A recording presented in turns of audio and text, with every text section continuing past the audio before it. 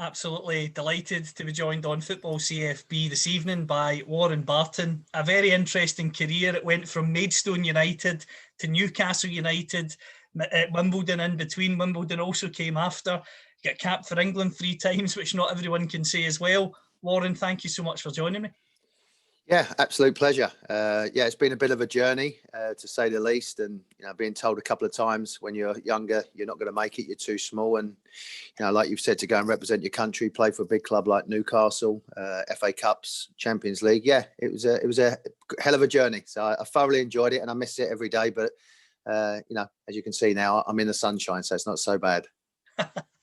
In terms of your starting at Maidstone United, what was that like for you? I imagine you learned very quickly at that level of football.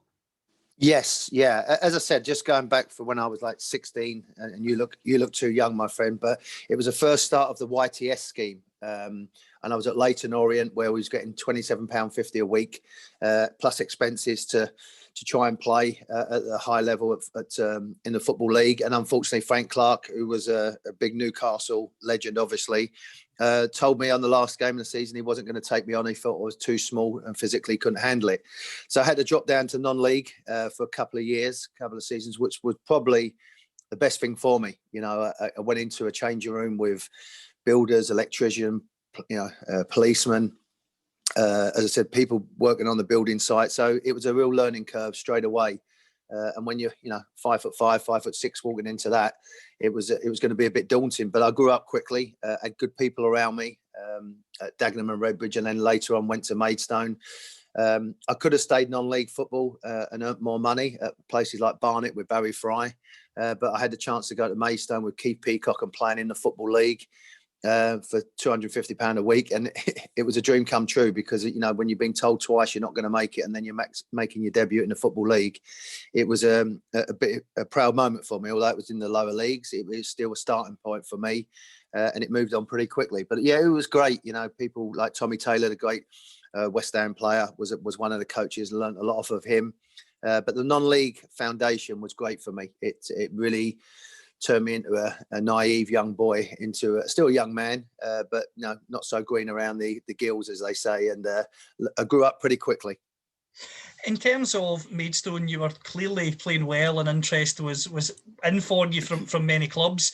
When did you first think there was an opportunity that you were going to move? Because when you go to Wimbledon, 300 grand at the time was the largest sum paid for a fourth division player.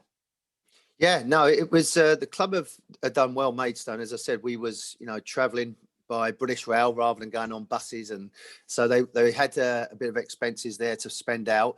And I think being so close to just outside of London, they was actually playing at Dartford rather than at Maidstone. Anyone that knows that area, Maidstone's probably another 20, 30 miles further outside of London. So it's quite easy for scouts at the time to come and watch. Obviously, we was doing well, as you said, at Maidstone, and there was a bit of interest from whether it was Tottenham at the time, Wimbledon had been sniffing around. And at that time, it was when Dennis Wise was just looking to go to Chelsea. And as Newcastle, as Wimbledon as they was always looking a bit earlier to get a replacement. So it was about February time. We'd done well in the FA Cup. I'd scored a goal. There was a bit of interest there. We played Cambridge United in the playoffs, and they had Dion Dublin, and obviously myself was playing for Maidstone. So there was quite a few scouts there at the time, and that's when really February, March, and then obviously going into the playoffs is when it really kicked in. And for Maidstone, I was there really 10 months, and for Wimbledon to pay that type of money doesn't sound a lot now. It's someone's week's wages for some of these players, but at the time, and still at the time, for now, it's a record for them to spend for a lower league player for Maidstone to receive that. So it was a big deal. And again, that background of non-league, going into a crazy gang Wimbledon changing room was quite fitting, to be honest. But yeah, it was about February, March time when there was a bit of interest as we was doing well. We didn't quite make the playoffs, and John Beck and Cambridge beat us and went off with Dion Dublin in their side. And we both, obviously, with our careers, me and Dion, we felt like we had decent careers, obviously. In terms of the move to Wimbledon, did you expect to get straight into the first team there? Because you stamped your authority on it pretty quickly. That was always my goal. Even at Maidstone, when I first went to Maidstone, they'd had players that had played in the lower league and won the championship. They was the first team. So I had to be patient pre-season, got a chance in the first game. didn't play a couple of games, and then obviously cemented my place after that. And it was the same at Wimbledon, really. You know, I had to prove myself, had to work extremely hard, which I did in the off season, got myself as fit as I possibly could, went into a change room, as I said, that was testing, to say the least, you know, whether it was mentally or your clothes or your car, but I hit the ground running, you know. And I think, you know, with Keith Curle, with Terry Phelan, these type of players, and obviously Vinnie Jones and John Fashanu was there, John Scales, we had a good surrounding of good players. And as I said, I earned the right pretty much in the pre-season, did well. And then obviously a lot of it early on, my friend, was actually I was playing midfield rather than playing fullback. Which maybe suited me being that athlete, getting up and down, getting some deliveries into the box. So it happened pretty quickly. And again, I had to earn the respect from the players. And I think I did that in the pre-season time.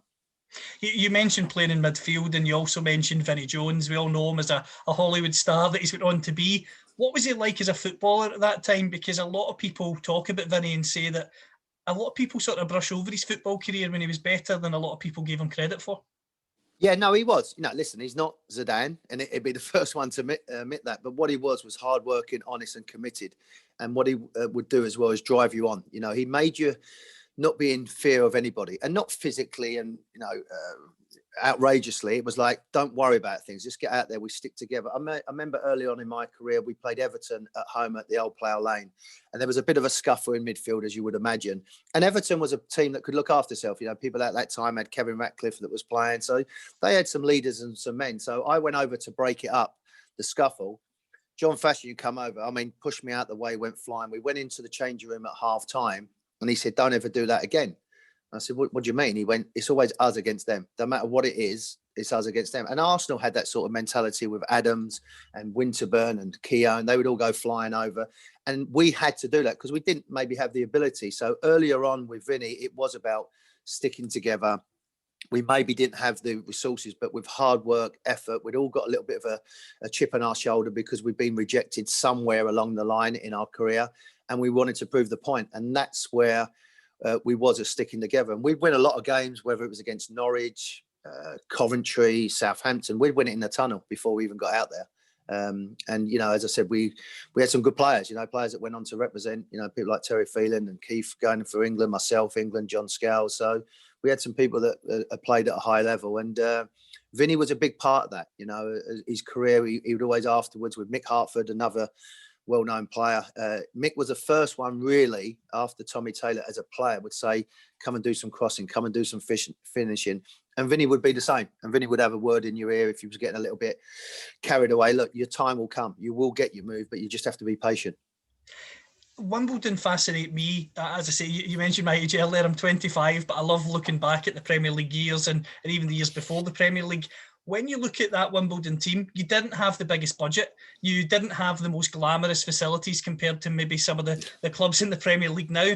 But under Joe Kinnear in particular, when he comes in, you always punched above your weight, finishing in the top flight. I mean, you finished sixth in the league, which when you consider the size of Wimbledon and the resources and facilities you had compared to your rivals is pretty extraordinary. Yeah, I mean, it's fascinating what we did. And you say you're really curious about Wimbledon. A quick story, when I first got into the England setup, you had people like Paul Ince, David Platt, Wrighty was there, and they would ask me about Wimbledon. They wasn't really worried about speaking about maybe Stan Collymore or someone else that was breaking into a team. They wanted to know, is Wimbledon really like that? Do you really do the things that you say, and goes on? So there's a real interest about, you know, when John Hartson signed for a record 7 million, the first thing they did was set all his clothes on fire. So, you know, it wouldn't happen at any other club. So, you know, when you had people like that, you know, Paul Ince and Wrighty, as I said, and David Platt asking me about Wimbledon, is it really like that? And did the owner really slash your tyres when you got picked in the England squad? I said, yeah, he did. That's what we did. And we used to train on a park where people would be walking dogs, and would be out there with the owner, Sam Mann, having races on the field, and he'd be wearing his little ballet shoes, and he'd be slipping over, and we'd be pushing him in puddles, and we'd invite journalists down. Good job you never come down. We'd invite you down and we'd throw you in a puddle and strip you. Them type of things we would do, and that was part of the culture that we had with Wimbledon, and that carried on into the field. And Joe Kinnear was perfect for that team. You know, he would just let us really do what we've got to do. And he would back us in the media. He would put the team together, and they had a great assistant coach, Terry Burton, who've come from Arsenal Academy, come along with Joe, and Joe would be out there with the voice and putting it all together. And we always knew Joe was lying when he started scratching his head, so we all knew it, and it was quite funny. But Terry Burton was the one that would coach us to get us out there. But Joe was brilliant in the sense of motivating us, doing the team talks, putting the team together, bringing some of the younger players through at the time, like Jason Newell, Marcus Gale come from Brentford, Dean Holdsworth had come from Brentford. Again, their recruiting system they had with a guy called Roger Smith, actually Gary Smith's son is now the coach at Nashville. He was there as well. So they had a great recruiting system, and it was more about the character than the players. So that's what they really bought into. And that's why we, as I said, finished in my season 6th, 8th, 9th and 10th. So, we'd had that, and we had goal scorers. We played a certain way, even moving till out of Plough Lane, that was quite intimidating to say the least, into Selhurst Park, which is a bit more luxurious. We still managed to grind out results and get results. And that winning mentality and sticking together was a big part of what Joe wanted. He was the first one to start doing cool downs and stretching. And that was taking us to David Loy's to have a jacuzzi and then have a drink and a bit of pasta afterwards. So that was really his cool down after a game. In terms of the Crazy Gang, you've talked about the fact Ince and Wright wanted to know about it. With the antics that were going on, do you think that took pressure off of the team because it relaxed you and you had that fun? And also, as a second part to that question, could you tell in the tunnel that teams were intimidated by the big characters like Fashanu and Jones and others as well? Yeah, I'll answer your second question first. We knew in the tunnel, because you'd always, as I said, Southampton, Coventry, Norwich, there'd always be one centre, and it was always a centre half. And I don't know why they're so stupid that one of them would say, Wimbledon, this is not the Crazy Gang of old. They haven't got the Crazy Gang mentality in the newspaper. So when we'd go to the game, we'd be in the tunnel. Big John Fashanu would come out with his top off and he's all odd up, and he's got muscle on muscle on muscle. And he'd look straight into the eye of the big centre half who had said it and say, hey, big man, me and you today, let's see how we go, bubbler. And you could see the fear in his eyes, and you could see along the line that all of them, because then Vinnie would come flying out. He'd say his few words. Me being brave as a lion would get behind Vinnie and say, yeah, go on. So there was a few of us, and we, as I said, we'd start a high tempo, we'd make it difficult, and we'd win a lot of them games in the tunnel, as you rightly said. And, but we did have players that could play. And being part of that was being that togetherness and relaxed and trusting each other. I remember Richard Keys, first time with Sky, come along Selhurst Park, along the tunnel. And we're all in a room, and this is we're getting ready before a game, a big game on a Monday night. It's going to be shown on Monday Night Football when Sky first started. So Richard's come along, he's done a rehearsal, and we're thinking, surely he's not going to do it again. And don't forget, Joe Kinnear is trying to get us organised to play Man City or whoever it was on a Monday night. So we're watching now. We're more interested in the physio's room, watching the screen of the live hit coming out of Sky. So now we see that Richard is down the tunnel. So he says, here we are at Selhurst Park, Monday night. You can hear the system, because we used to have the music box on, and Wimbledon, the Crazy Gang. And this is Manchester City getting ready with Peter Reid's team. This is the referee's room. And as he got to our room, we dragged him in. This is live on TV. Dragged him in, cut his tie, wrapped all his hair, and threw him in the tunnel back again. Richard, being the professional he is, still kept talking, done his hit, and finished the game. So now, 90 seconds later, we're playing a game. We end up winning it 1-0 or 2-0. But that shows how relaxed and together we was. We wasn't worried about Joe set pieces or who's going to be in the wall. We knew that. We'd sort that out between us. But that fun and team spirit carried on, even with Sky and Richard Keys going down the tunnel, getting dragged in and his tie cut off. So, and great credit to Richard. He took it fairly, and well, I think he was petrified because he thought he was quite lucky. He just got his tie cut and pushed out there. But that was part of us. That was part of what we do. Top 10 finishes galore, as you mentioned. You're playing good football. You're excelling. There's interest in you. Newcastle United come calling, and they make you the most expensive defender in English football. Did you feel any pressure whatsoever with that price tag and the tag of that title as well? No, I felt pride. As I said, going back to what had happened to me earlier on in my career, playing non-league football, being rejected twice, you're not big enough, not going to be able to make it, whether it's at Watford when I was 13 or at Leyton Orient when I was 16. There's not a lot you can do about the price tag, but it was just that pride of, yeah, you know what, I'd gone from Wimbledon to wanting to play in the Premier League. And it was a football league at the time and be a Premier League player. My next step then was to try and win things. Now it was either Arsenal or it was Newcastle. I'd spoken to Celtic, I'd spoken to Man City, Everton, Sheffield Wednesday, but I was an Arsenal fan, and I'd spoken to David Dean, but they was still in limbo with a manager. And I had 30 seconds with Kevin Keegan, and my mind was made up. And I played at St James's Park and heard them fans. So it was a real simple decision to go there. So there was a lot of pride. What was quite beneficial for me, my friend, is that I got signed on the Monday. On the Wednesday, they signed Les Ferdinand for $6 million, and that sort of took not the shine off of me, but took the I wasn't the record then for Newcastle. It was Les, and then later on it was Tino Asprilla, and so on and so on, and then obviously Alan Shearer come flying through the door. So that changed a few things. So no, the four of us being signed at the time, myself, Les, Shaka Hislop, and obviously David Ginola, we was all in it together. And the team beforehand had done well. They finished, I think, in sixth and then third, and then obviously we was brought in to try and get to the promised land to try and win it. So no, there was a lot of pride. Obviously, you want to play for a big club, and anyone that knows that area, they are a big club. They are ambitious. They want to try and compete, and that's what we was all brought in to try and do. When you look at that Newcastle team in that era, it was iconic for being the entertainers on the park. Even the kits were iconic. Kevin Keegan at the time he still is a great media personality, but even then he was shining in the interviews and everyone wanted to speak to him. What was it like in that dressing room, especially as you got that 10-point lead over United? You mentioned Ginola, a big character. You mentioned Shaka Hislop, who seems like such a laid-back guy. You seem to have the perfect balance for so much of that season. Yeah, I mean, it was quite, surreal at the time, because we was just riding the wave. The city of Newcastle was vibrant. There was building going on, construction everywhere.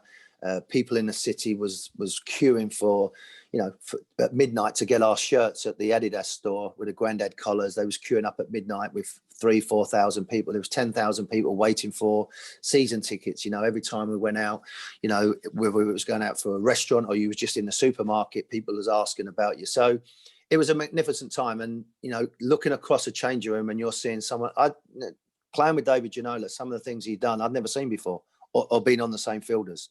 And I, lucky enough, later on in my career, I played against Henry or Zidane, whoever it was. So, you play against quality players. And David was phenomenal at that time. Les was scoring goals. Peter Beardsley was one of my favourite players, being with him with England, and Rob Lee and Steve Howie. Beresford I knew. Pavel Cernacek, Pav was in goal as well. So we had, real good players around there. And then you had David Batty, Tino. We felt we had a great chance, obviously. And we was riding the wave and it was coming easy. And then a little bit the mind game started with Sir Alex Ferguson. We started to change our formation slightly with Kevin. Before it was really, a rigid 4-4-2, if you like. And then Peter and Les up front, and it was working like a dream. Tino come in, give us a little bit of a spark, and then change the system a little. And it wasn't Tino, it was Kevin's. Kevin made the decision, and we lost our balance. And it was like anything, it was having like sand in your hands, and it was just slipping through, because the harder we tried, the worse it got. Some credit to United, they kept plugging away. Schmeichel was saving, Cantona was scoring, and they just kept on chipping away. And unfortunately, in the end, we didn't have that mental resilience and toughness just to get us over the finishing line. But it was a wonderful time. It was a magnificent time. Like you said, it was iconic with the Premier League, the games against Liverpool, the 4-3s, the 5-0 against Man United. All these games that we had was iconic in the history of the Premier League. And you put on top of that the style of football that we played. They talk about City, how they play. We was having our fullbacks playing as wingers. So, that's how different it was at the time. And, the style of football was wonderful, and the people that it was with. And I think it shows you now, we're all on a WhatsApp list as well. Social media, we always keep in contact, whether it's Tino in Colombia or John Beresford in Sheffield. We always keep in contact with everybody. And it was a wonderful time and a great time of my life, and a life I never forget. And that's why when I look at what's happening at the moment, I get so upset and frustrated, because I care, because that club gave me everything, and I gave it everything. And, that's when we had a magnificent time with Kevin and then Sir Bobby. I really have that affinity with the club, and I just want them to do well. I want them to do what Leicester have done, or not even a Man United or a Man City, or, win title after title, but win something for the fans, not for us, not for anything else, but for two reasons. The club deserve it, the football club, and what's gone on before with all the history of the club, and the fans. And that's not being patronising, that's being honest. Absolutely, I would agree with that. I think so many people listening would agree with that as well. And you mentioned Les Ferdinand. I was fortunate enough to speak to Les a few months ago. Great guy as well as a great player.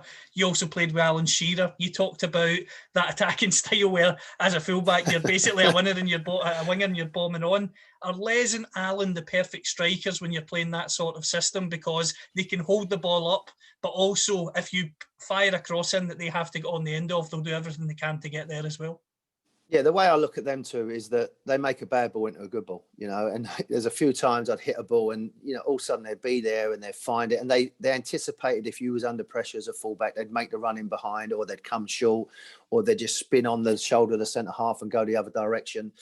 And they was just a perfect dream to be around, both great fellas as well. First and foremost, there was no arrogance about him. Alan was selfish, determined, wanted to be the number 9, but he also respected Les, and they looked at each other, and Les has said it.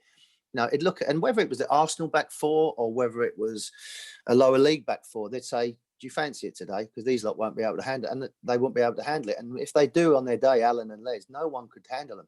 They was magnificent and intelligent players as well. And like you said, you could put a ball into the area and Les's hang time was phenomenal. Alan was a ruthless striker, is a ruthless striker. He would just score goals. Les, with his aerial threat and his runs and his pace, would do the other side for Alan, but both of them would scoring goals. In the first season, they got 50 goals between them, or 50 odd goals between them. So they was phenomenal. And throw in Peter Beardsley in the middle of that, it was trying to give him the ball. So it wasn't just about crossing balls. You had someone like Peter that could feed him a pass. When you look at that entertainers team, you've talked about the impact Kevin Keegan had on it. Were you surprised at all when he left at the time that he did, and obviously was replaced by Kenny Dalglish, who was another massive name in football? Yeah, we was totally shocked. We obviously there was rumours about the club going on the stock exchange, and maybe the purse strings was going to be tightened. But we thought that's not a lot. We just beat Tottenham 7-1 at home in New Year's Day, or the 2nd of January. So we thought there's nothing. We was getting ready for Aston Villa, and it was just a total shock for everybody. But that was Kevin. Kevin was, you've seen the interview at Ellen Road. He'd love it if we beat him, and you've seen how he was as a person when the fans was there. With 4,000 fans, 5,000 fans being at Maiden Castle, sitting on top of a hamburger stall, having a cup of tea and a hamburger while we're having a training session. That's how Kevin was. He was a big part of the club and how we was going. So it was a major shock, because 99.9 of us had gone there, not only for the fans, but for Kevin, first and foremost, because the way he was. And then for him to leave in such abrupt circumstances was a huge shock, and, Arthur Cox and Terry McDermott tried to quieten us down a little bit and get us back on the page. But it was always going to be difficult because of Kevin and how he was and the relationship he had with all of us. And until this day, we still call him Gaffer. We'd still chat to him, and straight away you'd have a smile on your face, and how he would be so bubbly and positive. And that was KK all the time. And then for Kenny to come in, obviously it was instant respect. He'd actually tried to buy me at Blackburn, which was always nice, because you think, well, then he's got a side for you there. But again, what a great football man. Maybe didn't have the charisma as KK, but football knowledge, looking after you as a player, intelligence, handling pressure. He took it all on his shoulders, and he didn't have to. Sometimes he was too honest, and that's how Kenny Dalglish was. We'd play poorly and he'd say this was wrong, that was wrong, rather than just saying, we was crap today and we've got to get it right. But that's how Kenny Dalglish was. And everybody in the football club respected. He didn't, the style of football, we lost Tino Asprilla, we lost David Ginola. We got a bit more pragmatic and winning the games 1-0. Got us into the Champions League, got us into an FA Cup final, which hadn't been done for a long time. So Kenny had come in. It's always difficult to come after someone like, you ask David Moyes and Louis van Gaal after someone like Sir Alex. But Kenny was probably the only man that could handle that. Also Bobby Robson. Also Bobby, but Bobby was at Barcelona at the time. They tried to get him, but Kenny coming in was the ideal replacement because he wasn't fazed by that. He quite relished that opportunity. I mean, he was a fantastic player himself, and obviously took Kevin's number at Liverpool, to come over and take that. That was a big. So he'd already done it once, so it was never going to faze him again. And Kenny was, as I said, as a manager and as a person, I love him to death. And we still have to call him Sir Kenny now, so he quite likes that. In terms of Newcastle in the Champions League, what was it like playing at that level of football? And not only that, but with those fans behind you, because they're passionate in a third round game against a lower league team, never mind against a Barcelona. Yeah, they was going berserk against Bradford and Watford at home. So when you played Barcelona and beat them 3-2, it was a special occasion. And going back to what I originally said, I went to the club to play in the Champions League, play in European football. And your first game in the Champions League for Newcastle, one being at home, was surreal with the whole Champions League signs and the theme of the music was going on as we walked in. But you're playing Barcelona with Figo, Luis Enrique, Rivaldo. These players are legendary at Barcelona, and we was playing against them at home. And the performance, particularly from Tino, gets the accolade, rightly so, because he scored a hat-trick, and you should always get that accolade. But Keith Gillespie was arguably, that's his best performance in a black and white shirt. He was terrific. He was direct, and we spoke about it with Kenny Dalglish about how Louis van Gaal was in charge. They liked the Dutch fullbacks to push on, so we was going to exploit their space in behind, and it worked a treat for an hour. And then we upset them, and Figo started getting on the ball and making things happen. But we earned the right, if you like to say, in the first hour to have that cushion at the end to do that. Shay Given had pulled off some great saves as well, and the fans got us over that line at the end because we was hanging on. We didn't deserve to, because I think we thoroughly deserved to win the game in the bigger picture. But games are like that, and just at the end, their energy and their passion and their drive. I remember picking the ball up for a throw in with the 89 minutes going, and they was determined. Come on, see it through. We've got to see it through. And again, saying that, your hairs on the arms stick up, and that type of thing drove you through. I think, I'm going to do it. It gives you that little bit. It's like when I did a London Marathon. You're running around and someone's just standing there going, come on, you can do it. You think, I can't, but you can, and you keep going. And it was the same thing with the with the game there. They drove you on. And at the end of it was just a wonderful occasion. So the whole setting of Champions League at St. James's Park against Barcelona, your striker scores a hat-trick. It's what fairy tales are made of. And, lucky enough, we had a few more games in the Champions League. So Bobby got us back in there as well against Inter Milan and playing against Juventus. So, we had a little more of taste of European football, and, that we've been starved for a long time. But it was a wonderful, wonderful memory. You talked about getting to the FA Cup final. Is that a moment that even now, looking back at it, still upsets you when you think what could have been for those Newcastle fans who we've talked about already?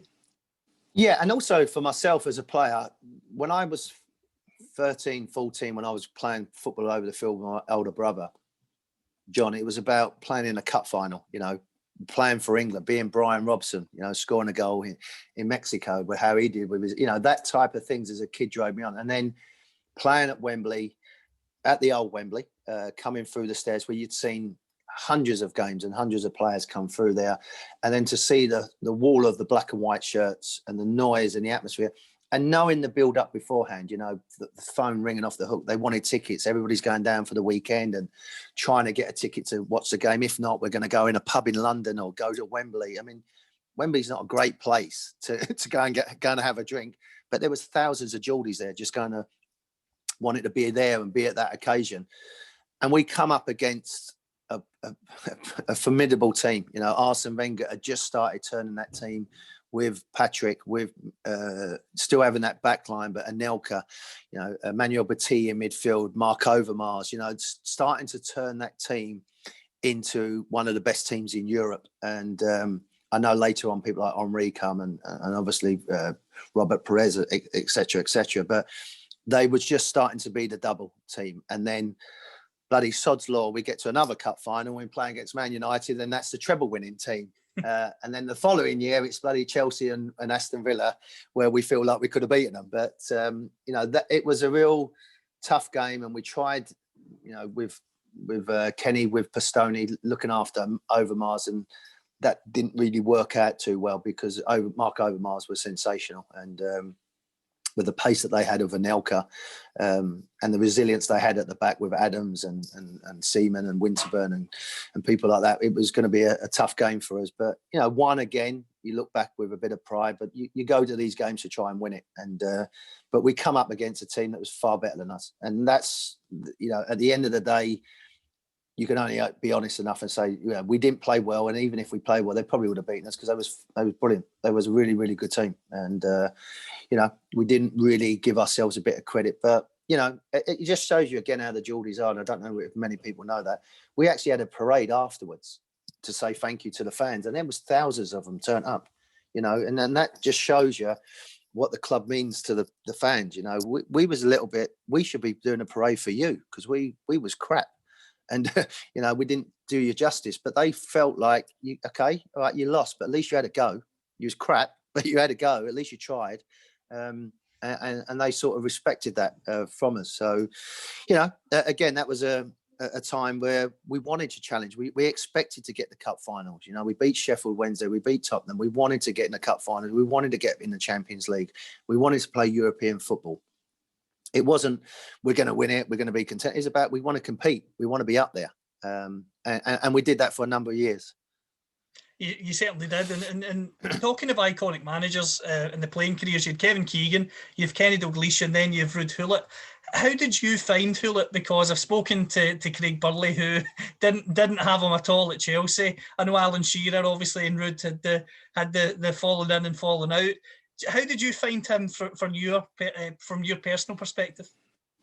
Ruud was Ruud. You know, he was a first-class player. I mean, a wonderful player. But his man management skills and he's arrogant. He's got that arrogance about him. You know, he was a top-class player, and he has that presence. And anytime you meet Ruud, he's a lot more humble now. But at the time, it was like, you can't do this. You can't. I'm saying we can't because you've been European Player of the Year 3 times. But, you know, tell us what we can do, you know, not what we can't do.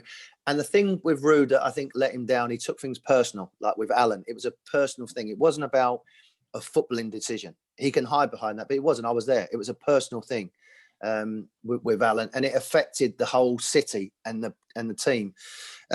He promised sexy football. It wasn't particularly great, but as you know, it's funny, as a person, he's got so much charisma and style and, you know, knowledge and to be around. And you think, well, why don't you carry that into the changing room rather than being a bit of a, you know, as I said, being personal and, you know, digging people out and being patronizing to people. You know, he's not like that. And then, but when he goes into being a manager, he was, and it was, as I said, it was a tough time.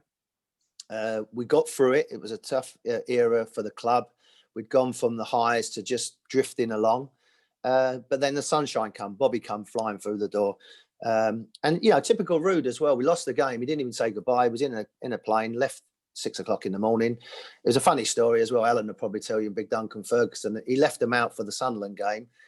Alan and being Duncan, they dropped the kids off at school. They was at the changing room at the training ground at about 8:30, waiting for the manager to come. He'd already gone. He'd already packed his bags and gone. He weren't gonna go into his office with them two because they would have probably throttled him. But yeah, so yeah, again he left and off he went. So you know, it was a challenging time. It was a big name. You know, obviously a world-class player. He'd gone in there, but he was so disrespectful to, you know, people that have been highest level, not because they're friends, but people like Rob Lee, who'd been a great servant to the club, telling him to go and train with the kids, Stuart Pearce, Nikos Dabizas, and then bringing in what he was bringing in. It didn't sit right. You know, you do what you have to do because you're a player and you're actually playing for the shirt, not the manager.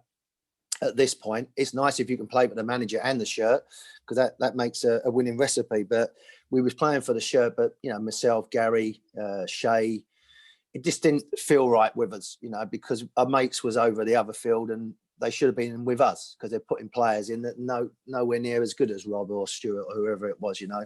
And that's how it was. So it was a difficult time. We got through it. And then, as I said, the sunshine broke. And so Bobby come flying through the door. You used the word sunshine, and I'm glad you've used that word, because obviously I've watched his documentary, see what he achieved at Ipswich, with England, abroad, of course, with Barcelona, PSV, and other clubs as well. What was he like to work with on a daily basis? Because everyone I've spoken to so far just says the same thing. He was warm, he was gentle, he was funny. He might get your name wrong sometimes, but you saw the sweet side of that as well. He was brilliant. He was the best I've ever had as a package, with the media, his personality, with fans, with players, with the community, not just fans, but, we'd go into hospitals and speak to nurses and doctors. He was just a gentleman. Knew the game like the back of his hand. Great man management skills. Tactically, he was spot on with things that he did, the likes with Craig Bellamy, how he utilised him and Kieran Dyer to get what he could out of them, and how he nurtured them along to be the top players that they turned out to be in the Premier League. Laurent Ribert, people like him, finding him, bringing in. And what was something that was great with Sir Bobby, and Sir Alex had it to an extent, he knew how to use players enough just to where they wanted to be, and then he'd go and get in another direction. A quick example, two quick examples. The first player he bought when he came to the club, and he could have maybe got a few more, was Kevin Gallagher. And people was like, Kevin Gallagher, he's 32, 33, but he was brilliant for us. He would run the channels. He would play on the outside. His work rate, his commitment, his togetherness. He was fantastic for us. And it gave Craig, Kieran, that 6 months to adapt into what the Newcastle system was going to be under Sir Bobby Robson, playing on the front foot. The first thing he said to Alan as well, when he come in, on the Friday, why do you keep coming short? And Alan, being Alan, said, well, that effing idiot told me, rude, keep coming short. Bobby went, I want you to face the goal, to score goals. That's what you are. You're number 9. You go and score goals for this club. That's why you've got the number 9 on the back of your shirt. We play Sheffield Wednesday the next day. We win 8-0. Alan gets 5 goals. There was no tactical genius, but it was just that comment that he did. And even with myself, I was playing well and doing really well. I got to 33, and I had a really good relationship with Bobby, and he helped me with my coaching badges, and everything I am today, I try and emulate as him as a man. How he can, open the door for a lady, let someone walk in, older people there, they sit down, whatever. That's how he was. Whether someone was younger than him, he'd still be polite and a gentleman and speak to him. So a lot of the things he did, I take on board, and coaching and how he is with players. And he pulled me to the side. He said, look, the time might have come, son, and I said, no, Gaffer, I've been his captain, I've been his vice captain, and the season before we got back into Europe, we're starting to do well. As I said, Jermaine Genius was coming in, Laurent Maubert, we was getting back into where we wanted to be. And he said, look, I don't know how much you're going to play. I don't want to take you to games and not play you, because, you've been a big part of this club. You're one of my, if you like, the blue chip players. You can either stay and then we'll get you into the coaching scene, because I know that you want to do that, or we'll help you move out. And I said, I want to play, Gaffer. I'm still only 33. I'm a long time retired. I'm still doing my badges, so I've got plenty of time for that. And then 2 months later, I was gone to Derby. And at the time, it was like, I'd say to Rob Lee or Alan, I think I can play. But Aaron Hughes was coming along. Andy Griffin was coming along. There was just that younger, quicker, direct players was coming along. Now, and it took me a couple of years. He was right. He was absolutely right for me and Rob to go at that time, because Genius come in, as I said, Aaron Hughes come in. It was a great servant for the club. It was that time to turn it. And I still thought I had another 18 months to go at the club, because I signed and I thought I'm going to see my 18 months out and then I'd go into coaching. But he made that decision. And Fergie's done that with players. How many times has you thought, wow, he's let a player go there. Why has he let him go? Then you think 2 months later, you know what? He was actually right. He was actually right, because this club's going here. And unfortunately for the player, like all of us, we get a bit older. And he said it was the right time to go. And at the time, it was like, I said to my wife, no, I can still play. I used to go and do some work with the fitness guy, and I can get my fitness. And I went to Derby, as I said, for 2 years there, and I gave it my all. But where Derby was and where Newcastle was totally different. They're in a relegation battle and championship. And, Newcastle was going on to get into the Champions League and play Inter Milan. And like I said, against Juventus. So that just shows you what he was like, his soccer brain. But he was just a gentleman. We miss him now. Football misses him. Not just, his comments or how he was, just him as a person. He was a good man. He was a good football man, and he was sorely missed and had a big, big impact in the Northeast, because everybody wished we would have got him after KK. That didn't happen, but we was lucky enough to have him. and whether it was for the 4 or 5 years. And I've said it for the record, what they did to him at the end was disgraceful, whether it was the players or the staff or whatever it was totally out of order, because he deserved more than that, because he was just a lovely, lovely man. But as I've explained, he could be ruthless. He could sit down and say, you know what, your time's up, son. And I could argue until the cows come home, but he knew it. He knew he'd been there and done it with all of them. So utmost respect. As I said, I love him to death, and he was a wonderful, wonderful man, and a big part of my life that I thoroughly enjoyed. You clearly adore Newcastle as a club. From your playing perspective, I've heard you in the media recently talking about how much you still adore the club. I need to ask you about your England career, because you were capped by England 3 times while you were at Newcastle. How do you reflect on representing your country? It's the biggest honour you can ever have. As I said, playing in the cup finals and playing for England, for a young boy from Islington who told, you're not going to make it to play. I would have loved to have played more, but obviously Gary Neville and David Beckham had a wonderful relationship and top class players, and was doing very, very well. And then obviously people like Glenn Johnson was coming into it. So when I was trying to compete with the England, you had, Rob Jones was at Liverpool, Earl Barrett was Aston Villa. You had Richard Hedgill was coming through at Man City, Paul Parker, Lee Dixon, David Beardsley at QPR. There was about 7, 8 of us coming through at the time. But just a great, great honour. And Terry Venables, I must say, for the record, was a great coach. Was again, man management as good as anything at that time, particularly at that age. Gazza, Adams, Merson, he could handle that lot. He knew how to make that lot tick, as well as someone like Gary Neville, Alan Shearer, Teddy Sheringham. He knew how to make them tick as well. He was brilliant. And I was lucky enough to get involved with Graham Taylor as well earlier on, but I was only a young boy there, and he was a great football man as well. But Terry, as an international coach and playing for England, was brilliant. As I said, I would love to have more caps. There was times in my career I felt like I had the chance to do that. I got called in with Terry, with Glenn Hoddle as well, but it wasn't to be. But at the end of it, I've got them, and no one can take them away from me. They certainly can. And you mentioned the likes of Paul Gascoigne, Paul Merson, etc. I want to get your opinion on Gascoigne, because whenever anyone's played with Gascoigne, I simply have to ask the question, just how good was he? Because for me, looking back at the archives, as I say, due to my age, he just had the confidence and the balls to do things that stereotypical, maybe British-based players didn't normally try. He was just incredible. For me, he was world-class. And I don't say that lightly as well, because you looked at a lot of them players that was around. He could win a game single-handedly, and unfortunately he had the injury. But when he was in Italy, what I want people to think about Paul Gascoigne, I think everybody thinks about the antics off the field. But when I went to England, he'd sat down with me, Gazza, about the game, about football, about life in football, how the game is changing, just everything about it. And I was lucky enough as well. He was at Middlesbrough going down to we meet Walter Smith for Everton, but it was in London because Ken Wright, the owner, lives in London. So Gazza was on the train, and I met Gazza, and I sat down there for 2 hours, and we was talking about it. And he was going to meet Walter Smith, and again, we're just talking about the game, about what it was like at Rangers, how he was it, what it was going to be like if he went with Everton, and just his football knowledge and brain. And that's what's so disappointing, that Paul never got back into, and he had chances as well, Gazza. He's had people, Bobby wanted him to come and coach, Terry wanted him to come and coach. His soccer IQ was so high, but he was just trying to translate that from him to players. He just found a little bit difficult to do. But when you sat down with him one-on-one, he was phenomenal. As a player, he was world class, and as a person, he was phenomenal in the soccer terms. We all learn about him, how his generosity and how he was being outside, and his sense of humour and everything else.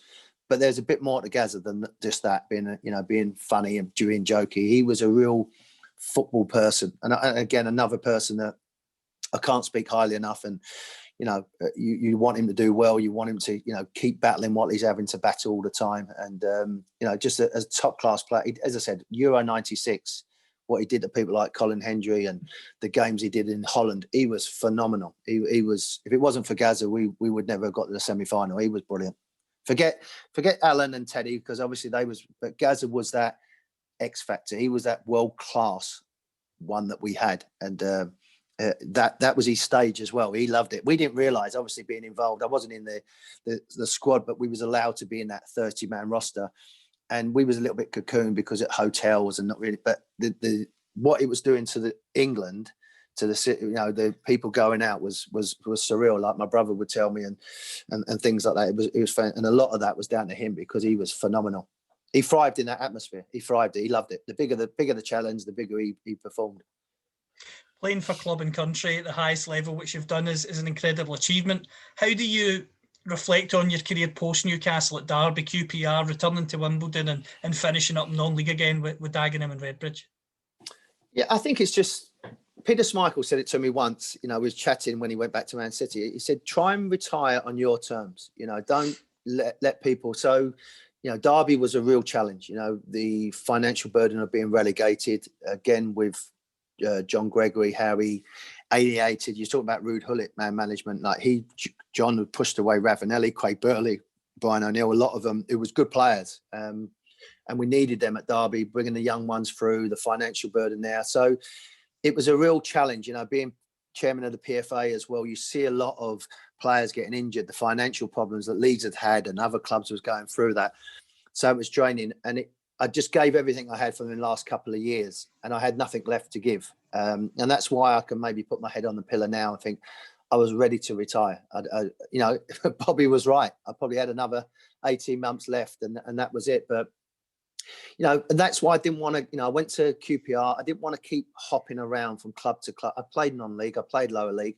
I went back to Wimbledon for Stuart Murdoch because they was moving to MK Dons, and he was the coach. And I went there for like £90 a week, I think it was, or whatever. I mean, I was spending more money on petrol than I was actually. And it wasn't about the money at the time. I went there to help people in the offices, be a bit of a smile in their face, just to get them through the 3 months. QPR, I went there with Ollie. It was great. They was doing well. The style of football wasn't, you know, for me, I wanted to try and get it and play. And he wanted to get out of that division, which he needed to do. And we parted company. And I didn't want to keep doing that. I didn't, like Peter said, I didn't want to keep drifting around and club to club, 6 months here, 3 months there. So that's when I went back to, again, Dagenham and Redbridge. I was finishing my pro license. I said to John Steele, who was my coach, bloody 17, 18 years ago, he was there. Can I come down and do some work with my pro license and coaching? And did that there. So it was a full circle. And I thought, you know, I'd gone back to Wimbledon where they'd given me my chance. I went back to, if you like, John Steele and Dagenham and Redbridge where they done it. And that's where it was. I didn't want to keep plodding around. I wanted a new chapter in my life, and that was coaching. And then, you know, lucky enough, it went into media as well with Sky. So I went full circle. But Derby was a real challenge. Great football club, great people. But the way it was run in the Premier League, it was on, you know, it was like a dynamite waiting to explode because it was just living from, yes, we'll pay it now and we'll worry about it later. And to see people like lose their job day after day after day, and I could have quite easily just got in my car and drove off, but I wasn't like that. I wasn't brought up to be like that. And you know, whether it was girls crying in the shop because their mum had lost their job, or fellas in the office or in the ground that had been sacked because they couldn't afford them to help in the stadium, it was heartbreaking. And people don't see that in a football club. But I wanted to be part of it. I was captain of the club, and I felt it was my part to try and help these people. I couldn't do anything about it.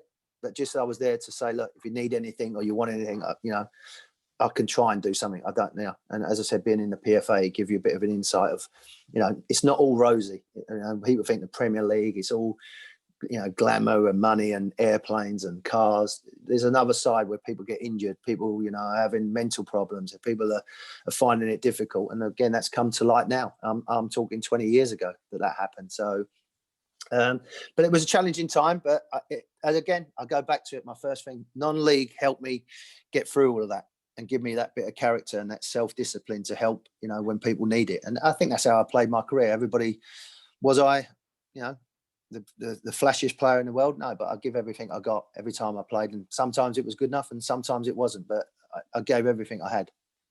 Last two questions, both on coaching. You retire, you obviously work in the media, which you've enjoyed. You go stateside, you're still stateside now. You were at LA Galaxy working with their youth setup when David Beckham was there. What was that like, and how did he transform the game in the States? And do you know who the manager was at that time when I went back to Galaxy? Rudy Hullet. Rudy Hullet, yeah. And again, he lasted 3 weeks. He was on the golf course. So he soon went, and Bruce Arena come in. it'd always been on my mind to come to America for a change of life for my kids. At the time, I had 3 young boys, and we'd been out to sunny California and Southern California to see the area where we was thinking of living.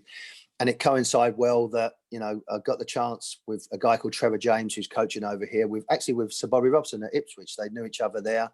And they let me coach the academy. And it was great for me in the sense that it gave me an insight of what US soccer was about, and, going into fitness training, and kids was turning up with Vans on and eating junk food. And I couldn't understand that, comprehend that. And I'm trying to change a little bit of mentality with some of the younger players. And we would do tournaments against like just local teams. You're talking about LA Galaxy here. We would play against local teams. So it was a great learning curve about the college system, about, super draft, all these things that you're hearing now. I was doing that 12 years ago, and finding out about the mentality. And, with Bruce Arena walking into the changing room, I'm trying to say to him, look, I really got a good 17-year-old kid here. I think, you need to have a look at him. Well, which colleges are going to? Well, he ain't. He's not academic. He's either going to be on the streets, or he might have a chance of being a professional footballer. Well, no, if he's not going to college, then I'm not going to have a look at him. So, just getting through that and understanding what was going through, and to be here with my kids and to be able to pick them up from school and, take them down the beach when we finished school and things like that. That was a big part of why I moved out here.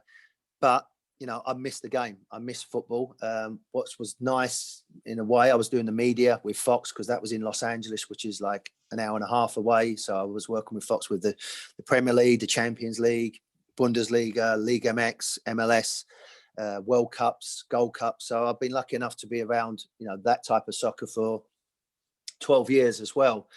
But as you probably can tell, in the last probably year or so, with my kids getting older, I want to get into coaching. I've done my pro license, as I said, with Stuart Pearce down in England. I did my A license, B license, and ultimately your pro license. So I want to give something back, and I want to challenge. And the game's growing over here, whether it's USL, MLS.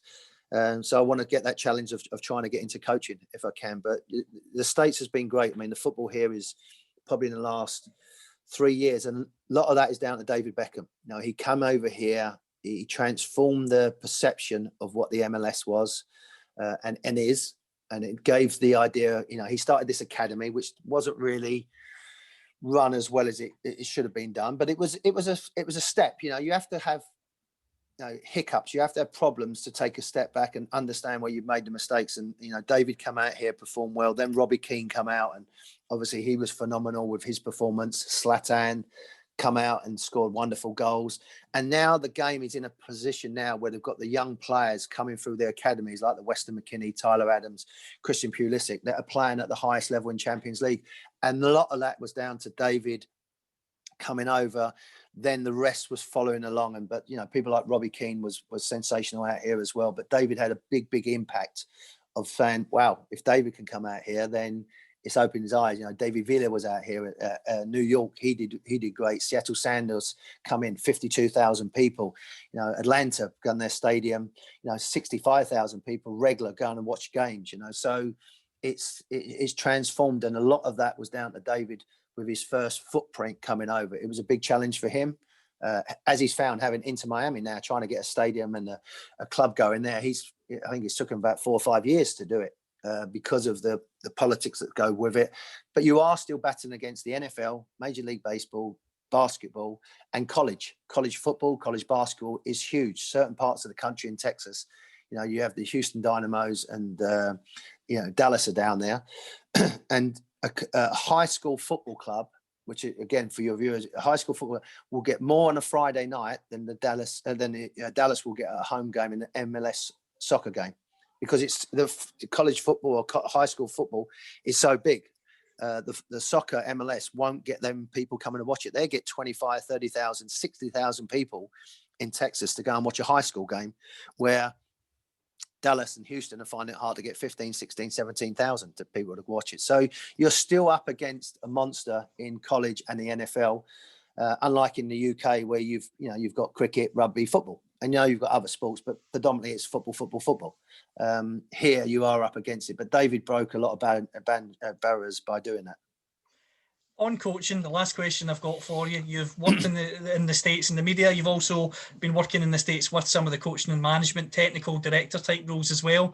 Would you consider a return to the UK for a coaching or managerial opportunity, or because of where you are in your life? And we talked off air at the start, you've got the sunshine and I've got the rain. Do you prefer to stay in the States?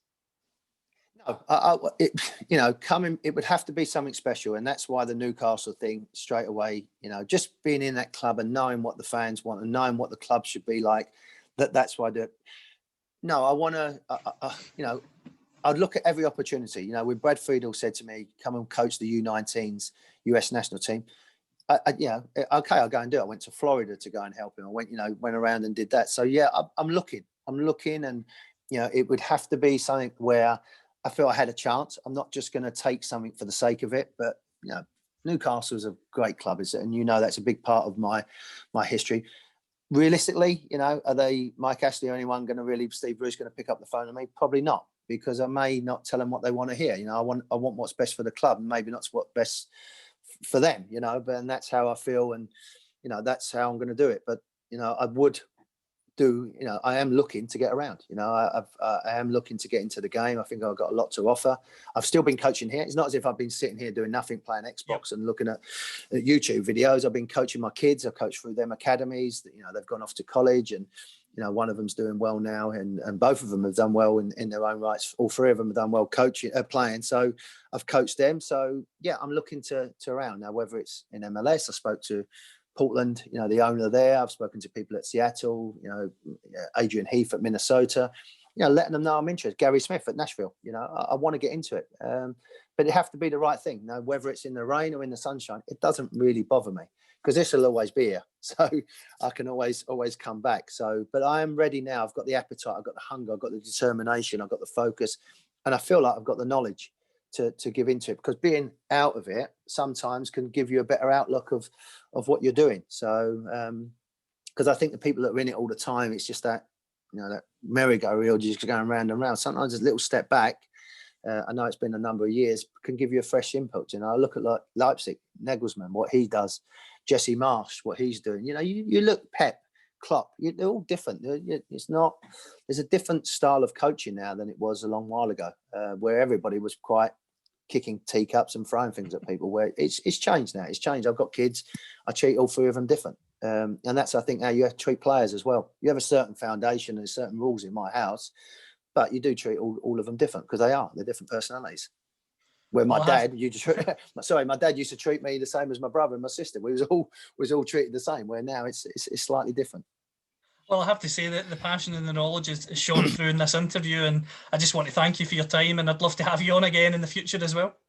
No problem, my friend. It's a pleasure. And as I said, I enjoy your work. I love, as I said, you're doing a lot of good things, and particularly at this time, interviews, people are reading things. I find it fascinating to hear other people's stories and what people are going through. So more people do this, the better, and I think you're doing a wonderful job, and, it doesn't go unnoticed, put it that way. And I feel like sometimes in this world, you feel like you're on that treadmill, but it doesn't get unnoticed. There's a lot of good work that's being done. Brilliant. I really appreciate it.